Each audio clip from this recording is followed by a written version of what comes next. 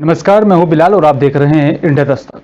और चलिए बुलेटिन में सबसे पहले बात करेंगे जौनपुर जिले के महाराजगंज में। यहां पर आपको दें कि सदगुरु सदाफल देव विहंगम योग संस्थान की तरफ से विश्वव्यापी वेद यात्रा महोत्सव मनाया जा रहा है, जिसके क्रम में जौनपुर जिला के यहां पर महाराजगंज बाजार में वेद यात्रा निकाली गई और आपको बता दें कि यहाँ पर लोगों को इस विषय में बताया गया। साथ साथ ही आपको बता दें कि यहाँ पर महामंदिर के भी विषय में बताया गया और जिसमें यहाँ पर संत विज्ञान देव जी की महाराज का भी यहाँ पर जो संकल्प है वेद का जो संदेश है हर घर तक पहुंचाने की भी बात कही गई है। आपको बता दें कि यहाँ पर शारदा प्रसाद सेठ ने यहाँ पर बताया कि हम लोगों के परम आराध्य विहंगम योग के यहाँ पर प्रणेता अध्यात्म मार्तंड 20 कला विभूषित यहाँ पर हिमालयन योगी अनंत श्री सदगुरु सदाफल देव जी के यहाँ पर महाराज की तरफ से रचित सर्ववेद विहंगम योग का महान सदग्रंथ है।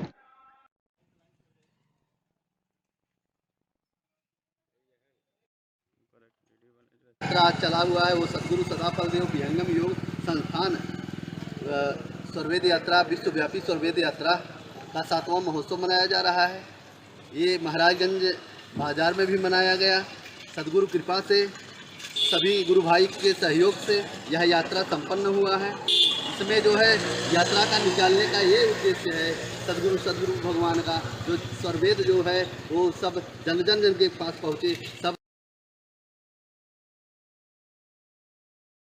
गुजरात के सूरत में गणेश जी के यहाँ पर विसर्जन के साथ ही बता दें कि यहाँ पर सेवाकारियों की लंबी कतार देखने को मिली है। गणेश विसर्जन के लिए यहाँ पर आने वाले लोगों के लिए यहाँ पर जगह जगह पर भंडारे और साथ ही स्टॉल लगाकर गणेश भक्तों को यहाँ पर सेवा करते हुए देखा गया। श्रद्धालुओं के लिए खिचड़ी पानी छाछ की भी यहाँ पर व्यवस्था की गई थी। आपको बता दें कि यहाँ पर यह भंडारे के साथ साथ सेवा का कार्य गणपति विसर्जन खत्म होने तक जारी रहा।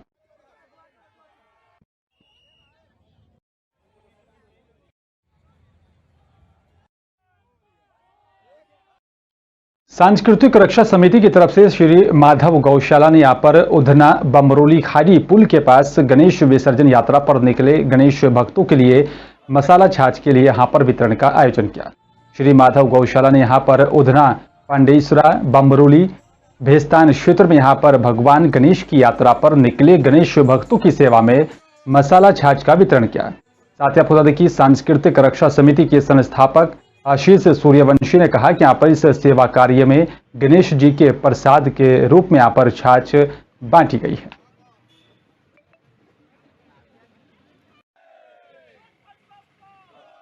जय श्री गणेश। हूँ आशीष सूर्यवंशी सांस्कृतिक रक्षा समिति द्वारा संचालित श्री माधव गौशाળામાં જ્યાં માધવ ગૌશાળા આવી છે તેની બહાર મેઇન રોડ ઉપર બમરોલી ખાડીપુર 120 ફૂટ રોડ ઉપર આજે વિનામૂલ્ય ગણેશ ભક્તો માટે છાસનું વિતરણ રાખવામાં આવ્યું છે। આ છાસ વિતરણમાં મહિને કરતાં 15,000થી વધુ ભાવિક ભક્તોએ એનો લાભ લીધો હતો। સાથે સાથે 500થી વધુ ગણેશ ભક્તો માટે પ્રસાદીનો લાભ લીધો હતો। આ કાર્યમાં નહીં કરતા માધવ ગૌશાળાના 100થી વધુ સ્વયંસેવકો જોડાયા હતા। જય શ્રી રામ, જય ગौ माता। और चलिए बात राजगढ़ की करेंगे। आपको बता दें कि नगर और साथ ही आसपास के क्षेत्र में यहाँ पर शुक्रवार को धूमधाम से अनंत चतुर्दशी का पर्व गणेश विसर्जन मनाया गया और आपको बता दें कि विसर्जन के यहाँ पर दौरान ही सुबह से लेकर देर शाम तक यहाँ पर ये चलता रहा। नगर परिषद कुराबर सहित यहाँ पर आसपास के क्षेत्रों में अनंत चतुर्दशी का पर्व मनाकर पिछले 10 दिनों से यहाँ पर पूर्व विराजित की गई गणेश प्रतिमा का विसर्जन किया गया। बच्चों ने दिन में यहाँ पर गणेश प्रतिमा का विसर्जन किया। तो आपको बता दें कि युवाओं की तरफ से गणेश जी का यहाँ पर चल रहे समारोह को निकालकर देर रात तक विसर्जन किया गया।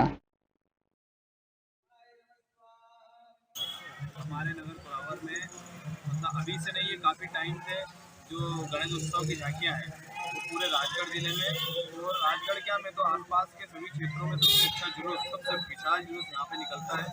और मेरे ख्याल से जो आसपास में सीहोर लगा हुआ है, शाजापुर से अभी यहाँ से सभी जगह से लोग दर्शनार्थी आते हैं और आज रात भर जो जुलूस निकलता है उसका आनंद।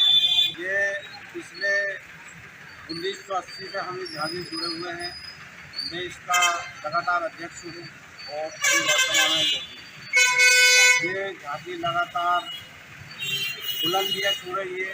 अपने आप में काफ़ी अच्छे अच्छे दृश्यों के साथ, अच्छे अच्छे लुभावने धार्मिक दृश्यों के साथ हम दिखा रहे हैं।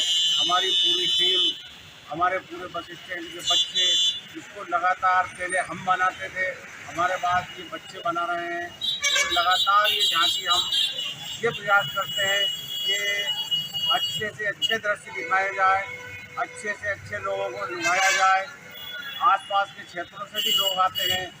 पिछले विगत दो सालों से बंद थी ये झांकी, फिर हमने इसको चालू करी है।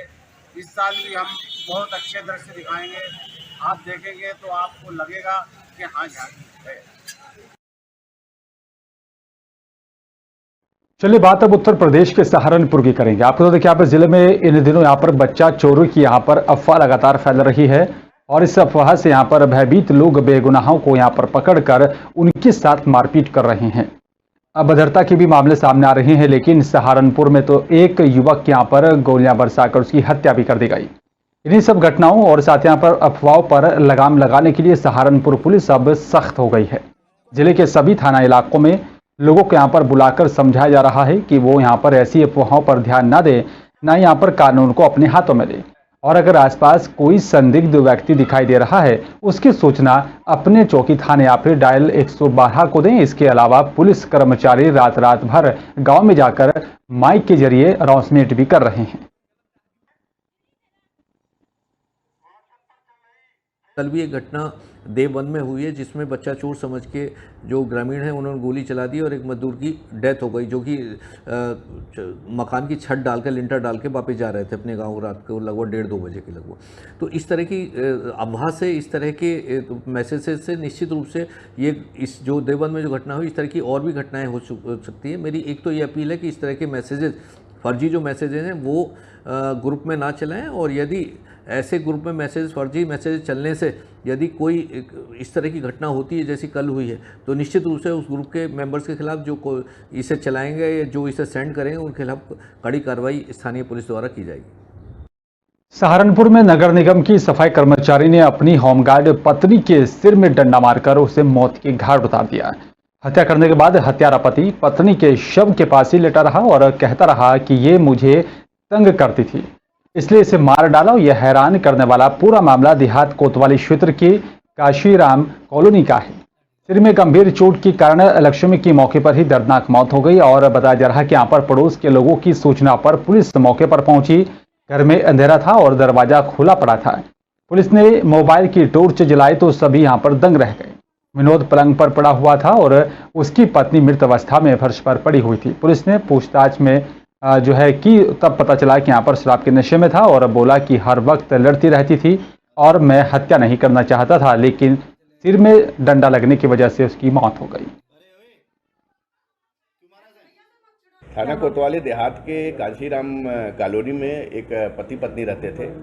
पति और पत्नी में कुछ आपस में कोई विवाद हुआ है। इसके बाद पति गुस्से में आकर अपने पत्नी के ऊपर डंडे से वार किया है और उसके बाद उसकी डेथ हुई है।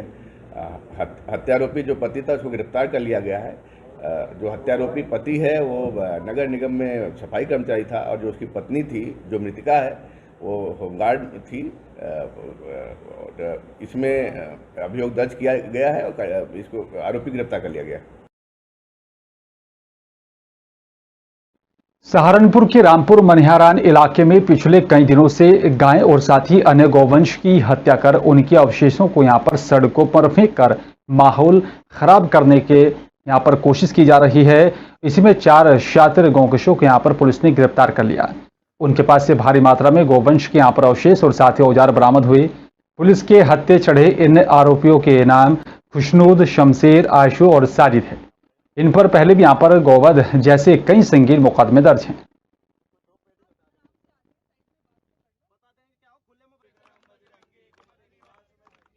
इस संबंध में टीमें बनाई गई और तत्काल इसका पर्दाफाश किया गया और इसमें जो भी शामिल थे 4 जिन्होंने ये घटना की थी उनकी गिरफ्तारी की गई है। बड़ी तत्परता से उनकी गिरफ्तारी की गई है।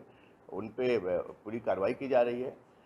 साथ ही अब हम इसमें ये भी देख रहे हैं कि और इसमें कौन कौन शामिल रहता है, क्योंकि 1-2 घटनाएं पहले भी हुई है, उनका भी हम पता कर रहे हैं। एक विशेष ड्राइव चला रहे हैं गोकशों के विरुद्ध जो पुराने 10 साल के इस तरह के अपराधों में लिप्त रहे हैं, उनकी भी हम वर्तमान स्थिति का सत्यापन कर रहे हैं कि वो इस तरह का अपराध कर रहे हैं कि नहीं कर रहे हैं। तो लगातार ये हमारा अभियान चल रहा है और पूर्ण रूप से अंकुश हम इसमें जो गोकशी है उसमें स्थापित करेंगे। फिलहाल मेरे साथ सिर्फ इतना ही। नमस्कार।